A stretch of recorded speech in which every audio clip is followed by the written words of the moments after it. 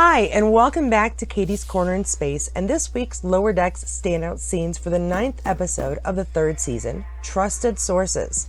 This one started off looking very much like we were going to get some fun updates on one of those after-school special episodes of The Next Generation, where there's an obvious lesson to be learned. How can a chemical substance provide an escape? It doesn't.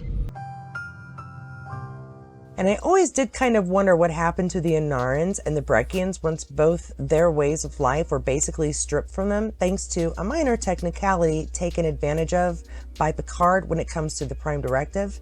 In this situation, the Prime Directive prohibits me from helping you. But instead of some big update episode, because I'm wondering if there are any Breckians left, we got a nitpicked hatch job by a visiting reporter. Assuming nothing good could come of it, all duty shifts were switched so Victoria wouldn't accidentally talk to our beta crew, which could have given them time to practice for the pie eating contest, but that was canceled. Unfortunately, the captain's attempt to stack the deck resulted in the worst story told by the ship's most trusted. However, Mariner finds a way to chat with the reporter and is reassigned after said reporter's chat with Freeman reveals a list of embarrassing stories she's heard. Assuming it all must have come from Mariner, the captain reassigns her to the dreaded Starbase 80. The entire crew seems to assume Mariner is guilty as well. Even Boimler makes it clear she must have done something, but none of her friends want her to leave. She has no choice though, and the last we see of Ensign Mariner is her boarding the shuttle holding a one-size-fits-some uniform. On the Cerritos, they continue to check up on worlds not contacted for some time. Projects swing by, which, I don't know, feels like the naming people got lazy. They discover the recovery of Onara was tough, but ultimately successful, while things on Brekka look devastating, as it seems the Breen have taken over. Ransom was the only one to even see one of the planet's natives, but that didn't last long. By the time the away team beams onto the Cerritos, Breen ships are already primed to attack them. When all seems lost, another Federation ship swoops in and saves the day, and we all meet this new Texas-class ship. The unmanned drone does a great job of taking out the Breen and saves the Cerritos. Admiral Buenamigo is quite pleased, and so is the Cerritos crew, except Freeman, who's just surprised. Then the piece the reporter was putting together airs, and the crew and the captain of the Cerritos find out they themselves are guilty of making the captain look incompetent and tyrannical. So Freeman tries unsuccessfully to retrieve her daughter, but only finds she's resigned. We the viewers see she's joined none other than the archaeologist Aberdeen from the job fair. Now, I would say this last bit was a twist, but I kind of called it on that character's return, though I did think the crew would need her for a heist rather than Mariner needing her for a career opportunity. So while I'm pleased with that scene, it's not our top for the week. Before I start picking on the storylines and scenes, please take a moment to subscribe. I'm working towards my next goal of 1,000 subscribers, and each subscription lets me know what you'd like to see more of. Let's talk about the reporter and her scenes because we knew she was going to be trouble. Never trust the media out looking for a story. You know they're going to find one, and it's never going to be the happy story. It's going to be the bad one because unfortunately that's what we wacky humans will look at. Call it car wreck syndrome. We all check out other people's misfortune, and watching her go after the captain with all she's learned was just rough.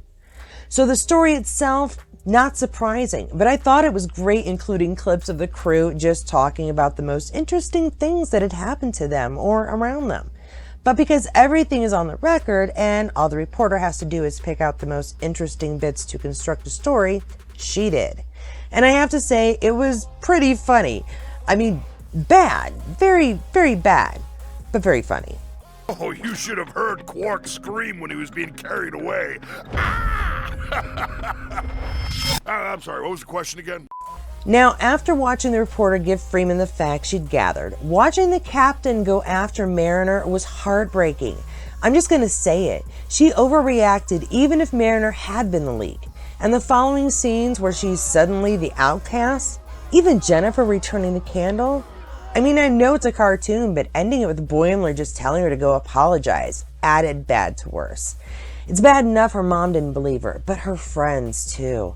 You know, some part of me feels if she'd been given the chance to tell Ransom one-on-one what she'd actually said, he'd have believed her. But either way, it didn't happen. And as both a mom and the daughter who was the troublemaker once upon a time, I found the whole scene relatable and just plain old depressing.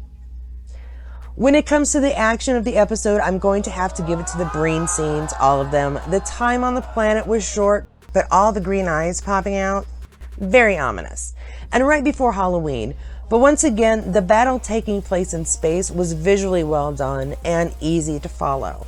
The Texas-class ship introduction was exceedingly well done as well. The specs on the ship graphics cut in and the Admiral's obvious pride introducing the ship not only to the Cerritos but to the reporter was a nice touch. Freeman's surprise was fantastic as she wonders out loud to Ransom what the F just happened. So visually, I give it to the Texas-class's entrance.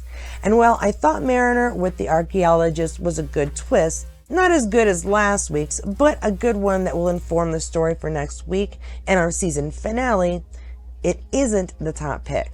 When it comes to the best scene overall, well, somehow the idea of being boarded was the most worrisome part of the entire Breen/Texas rescue.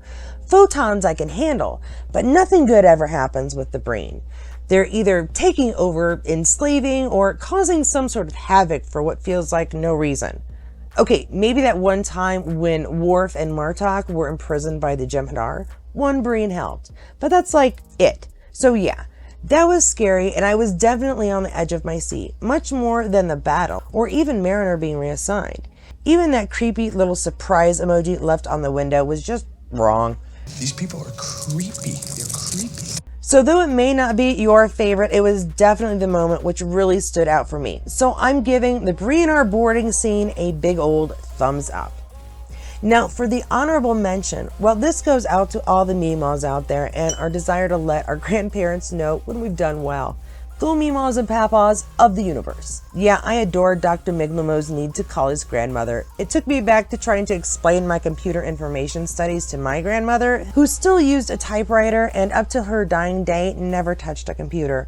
But she was utterly proud. Grandparents rock, and so this scene, however short it was, gets an honorable mention for being just so darn sweet in the middle of all the negativity of the episode. We needed it. Now before I head off, I want to remind you this channel has a poll concerning future content, as there will be no more Star Trek reviews in the foreseeable future after Lower Decks Season 3 is finished. Though I'm on the fence on Strange New Worlds. Season 1 was just so good. So let your voice be heard now and take a choice. And to fill the time till next week's finale, check out some of these videos and I'll see you there.